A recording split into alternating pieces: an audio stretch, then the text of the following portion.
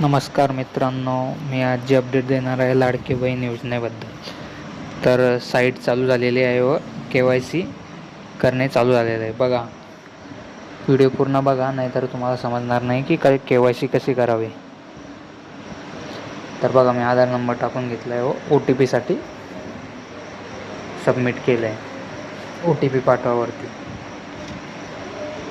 तर साईटवर खूप लोड येत असल्यामुळे थोडा वेळ लागतो आहे. बट बघा, OTP आला आहे. आता OTP टाकून घ्यायचं आहे तुम्ही सर्वात आधी. महिलांचे व पतीचे आधार कार्ड टाकल्यानंतर इथे बघा, तुम्ही तुमची जात प्रवर्ग निवडून घ्यायचं आहे. जात प्रवर्ग निवडल्यानंतर बघा, इथे सगळ्यात जास्त कन्फ्युजन आहे. दोन्ही ऑप्शनवरती तुम्हाला होयच करायचे आहे. माझ्या कुटुंबातील सदस्य नियमित कायम कर्मचारी म्हणून सरकारी विभागात काम करत नाहीत.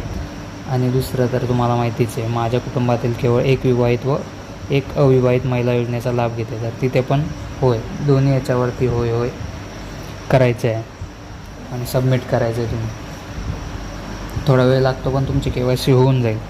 100% होणार म्हणजे होणार. साईटवर लोड येत असल्यामुळे थोडा वेळ लागतो आहे. तर बघा, यशस्वीरित्या KYC झालेली आहे. व्हिडिओ आवडल्यास लाईक करा.